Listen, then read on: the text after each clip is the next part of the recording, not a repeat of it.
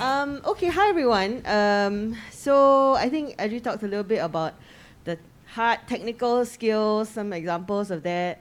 Shira shared a really nice story of personal journey and self-learning. And I'm supposed to share with you a little bit about what else can help you move further along the path as you go along. So just as a quick introduction first, as I mentioned to you guys earlier, I didn't know that my job existed when I was in secondary school or even JC or even when I went to uni. So actually what I did is that I went to law school. I didn't think it was a possibility at that time. I didn't know anybody who was a lawyer. And actually it wasn't really something I thought of ever doing. It was only after, and after my O-levels actually, I remember my form teacher talking to me very seriously. It's like, Nadia, I said, yes, sure. You got more than 20 points, for your prelims. How like this?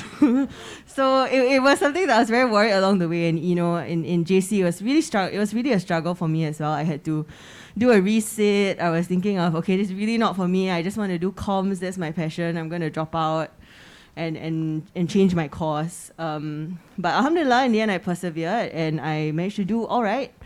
So when I had the opportunity to go to law school, I was like, law school? Oh, what is that? But, just decided to take it. And so I practiced law. I was a corporate transactional lawyer. I did things like mergers and acquisitions for about 2 years. And then the opportunity came up to move to Channel News Asia, which is something that I really, really, really wanted to do because I grew up thinking I was going to be a journalist. And so it was a very tough decision for me. I was just 2 years into my job. I had trained 5 years for. Sounds very ridiculous when I say it now like that. You train 5 years, you work 2 years, they were like, okay lah, sudahlah nak blah, So I decided to leave because I thought, well, if I grow older and I don't do this, I will really regret. So what really made me change my mind, what really made me say, okay, I'm going to leave and try journalism, even though I didn't have the skills for it, even though I felt like a total noob, was when I bumped into my neighbor on the bus back. And, I was just explaining to her, yeah lah, don't know lah, what to do. And I said, I got this list of pros and cons. Because I'm quite like OCD that way. I write out, okay, these are all my 5 pros. Then, alamak, these are all my 5 cons. Then I'm like, it's balanced, what to do? And then what she said is that actually the weightage of each pros and cons is different. It depends what is more important to you at that point in your life. So for example, if you're a breadwinner, if you have to look after your family and money is important at that point, maybe you stick to the job that earns you more money. And that's fine. That's what you have to do. Alternatively, if you have a little bit of wiggle room and you think, okay, I can do this for now, and you make that choice, then there's a different weightage pursuing this opportunity. So I thought, oh wow, I really appreciated when she shared with me that. So I made the leap. Another 2 years into journalism, I sound like a serial job hopper. Don't do this, kids. But another 2 years into journalism, my ex-boss in the law firm called me back to the law firm. And she asked me 4 times to come back, and I did miss it. So I ran out of reasons to say, no lah, I don't want to come back. And I went back because I knew that she was a good boss, I had a good team, and there were opportunities within the firm. I was the first Malay lawyer they had ever hired, and I thought, okay, I'm going to go back, and I'm going to make something of it. So I went back to the law firm, and then ding ding dong dong, 7 years passed.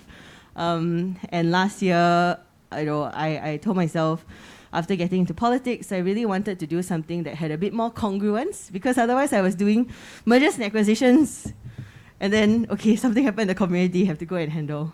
So I felt that social impact consultancy would give me a better opportunity to marry my 2 minds and really pursue something. So right now, I do legal as well as projects within social impact consultancy. And again, it's not something I had the skills for. When I went for the interview, I told the guy, I said, hey, I really can't do Excel. I'm just telling you first, okay? I can draft things, but I can do the Word version, but I can't do Excel.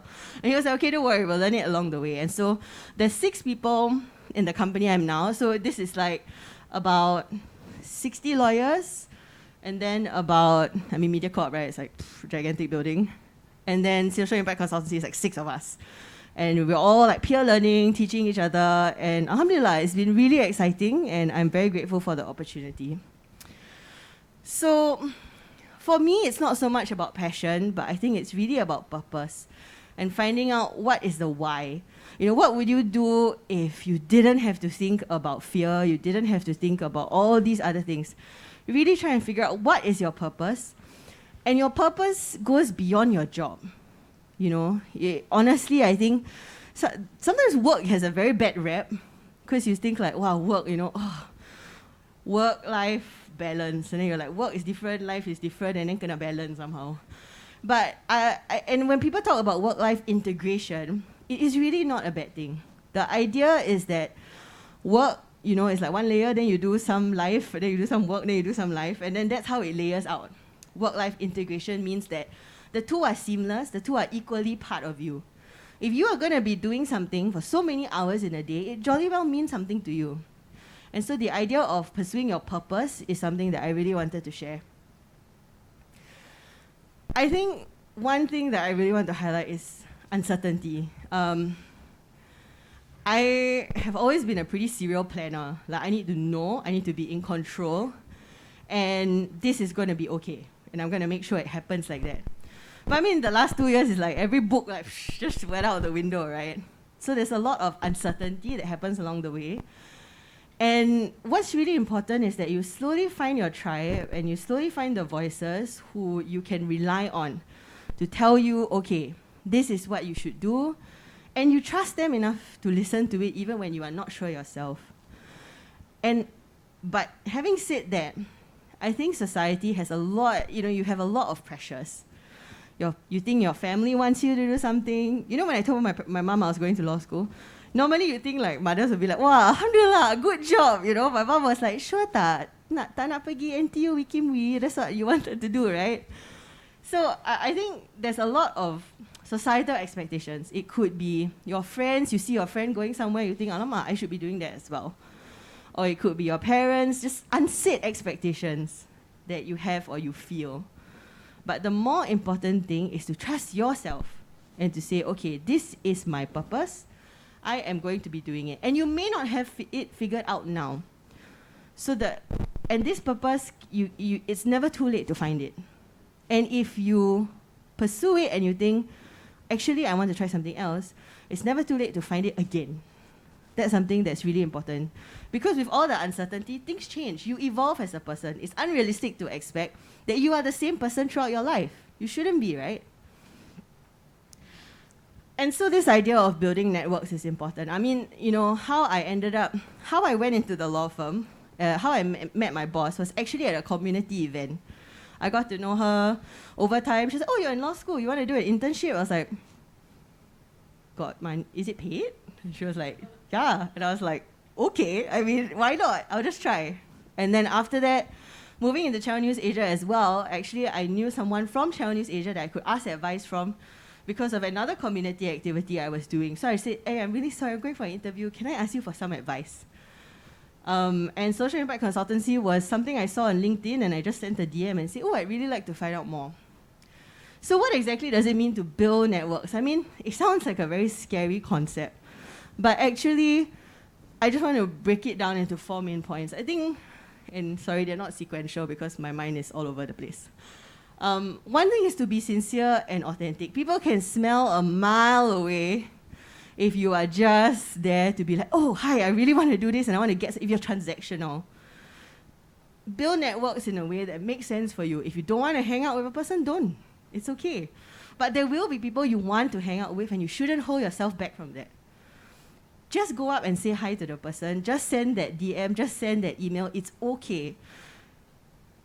And I think Pausek Rahayu mentioned earlier as well, it's about sometimes we associate rejection or failure with very, very negative things, but that's actually part of learning. That's how you can do better the next time. Another thing is create diverse networks. I think it's just like your social media feed, If you keep hanging with the same people only, or if you keep saying the same news, your mind goes smaller and smaller. It's important to be around people who think differently from you, who challenge you, and it's okay to disagree at the end, but you must be exposed to that. Next, networking can be as simple as keeping in touch with friends. from primary school, from secondary school, just get to know this, hey, wow, long time no chat. And the last thing is, I think as Pastor Rahayu said as well, I think it's important to pay it forward to others. I'm just going to stop there, but happy to take questions later during the dialogue. Thank you.